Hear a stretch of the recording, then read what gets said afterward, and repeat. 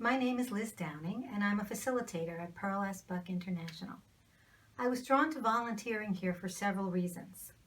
I'm a retired educator, and I taught Mandarin in a public school for close to 30 years, and then online for 5 more.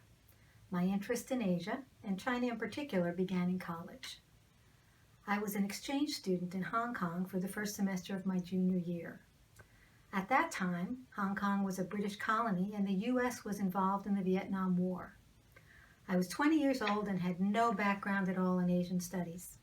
I didn't realize how spending a semester abroad would change the trajectory of my life. It became a lifelong interest that still brings me great joy. I've been learning from and teaching about Asia for over 40 years now. One of the electives I took at the Chinese University of Hong Kong that semester was Chinese calligraphy. In addition to the required Mandarin and Chinese history classes, we were allowed to take any class we wanted. I opted for calligraphy and was instantly hooked. It remains one of my hobbies to this day, and I find practicing Chinese calligraphy almost meditative in nature. There's a lovely piece, calligraphy, in Pearl Buck's office which struck me immediately. As I looked closer, I read that it is taken from the Chinese Li Ji, or Book of Rites, one of the great Confucian classics. This quote is from the chapter entitled Li Yun, or Ceremonial Usages, and the passage quoted is called Datong, or Great Unity.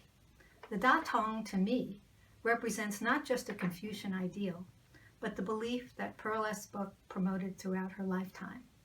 She wrote and spoke to causes and organizations that promoted the idea of making the world one family.